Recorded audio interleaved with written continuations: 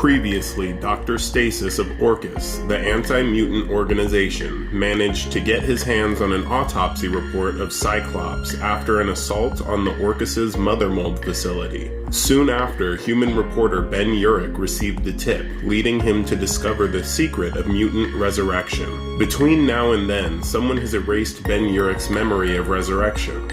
But at what cost? And more importantly, can the X-Men afford to pay it as they suffer under the public loss of one of their own? Cyclops is dead, and he's not coming back. The secret origin of Captain Krakoa. Hey everybody, thanks for tuning in to another episode of the Comic Sam Podcast. I'm your host, Dylan Jumps, and today we're going to be talking about issue number 7 of X-Men. Alright, so the issue starts off with a flashback. We're in the underground lair of Dr. Stasis. He's accompanied by his creations called CHIMERAs. They've gathered together to take a photo to commemorate the beginning of the Great War, is what Dr. Stasis is calling it. The CHIMERAs all take a toast with Dr. Stasis, but something in their drink seemed to make them transform and go berserk. Based on Dr. Stasis's reaction, this was his goal. The only Chimera not to toast was Bornen, which seems to be Dr. Stasis's right-hand man, which we've met in a previous issue. The rest of the Chimeras go on to create havoc. Now, we're still in a flashback, but this is a flashback of the aftermath of whatever the Chimeras just got up to. Emma Frost is welcoming a freshly resurrected Cyclops back to the world. Cyclops talks about getting back out there and helping the X-Men, but Emma explains that his death was too public for him to just go back out, without giving away the secret of mutant resurrection. Now the scene has changed and we get to see the destruction that the Chimeras are causing. They start off down in the subways, but quickly make their way to the surface. That's when the X-Men come in.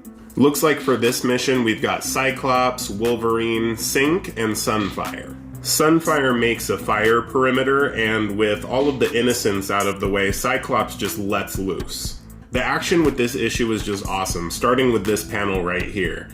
The combat just gets insane. So after Cyclops lets loose on a ton of Chimeras, Synch actually borrows his power as well, and they stand back to back, just taking out everyone that comes their way. Meanwhile, Wolverine comes across a baboon-like Chimera that's attacking a civilian. The Chimera is howling at Wolverine, but Wolverine shouts down the Chimera and it takes off, which is pretty on brand for a Wolverine. Now we see Dr. Stasis held up in a nearby ambulance, dressed as a paramedic, although they're still obscuring his face. He says that they're not getting what they need, and so he sends Bornen out to get the job done.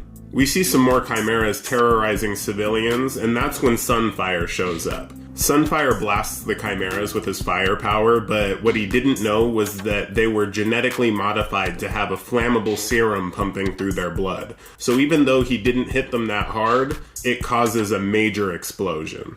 Now there are people trapped up in the floors above by the fire just created by the explosion, and that's when Synch shows up. And interestingly enough, even though Jean Grey isn't around, Synch was able to sync with her power and trap all of the fire and extinguish it, while Sunfire rescued the civilians trapped in the building. This is where Sunfire takes a moment to question how Synch was able to borrow Jean Grey's power even though she's in outer space at the moment. Synch flashes Sunfire an exhausted but proud look before passing out.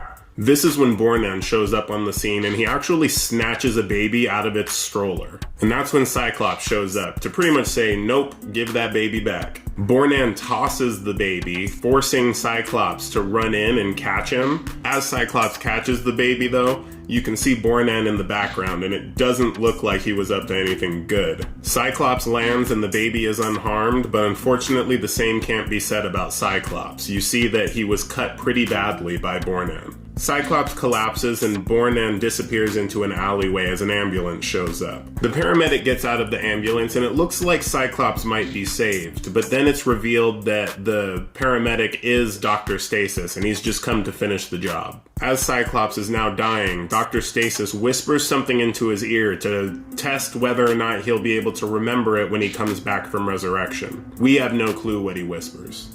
As Wolverine runs up on Cyclops, Dr. Stasis goes back into the ambulance, saying that there was nothing he could do for him. The next scene takes place after Cyclops' resurrection, and we see Forge, the mutant inventor, displaying the Captain Krakoa armor, while Cyclops and Jean Grey are having a telepathic conversation in the back of the room. Cyclops is explaining to Jean that he's got suspicions about the Quiet Council and that the war they're fighting may be being fought on two fronts. One with the Quiet Council and then the other with Dr. Stasis, whose identity they're still unaware of. The last page shows Dr. Stasis in his underground lair looking at a containment tube that has what seems to be the paramedic costume that he was wearing.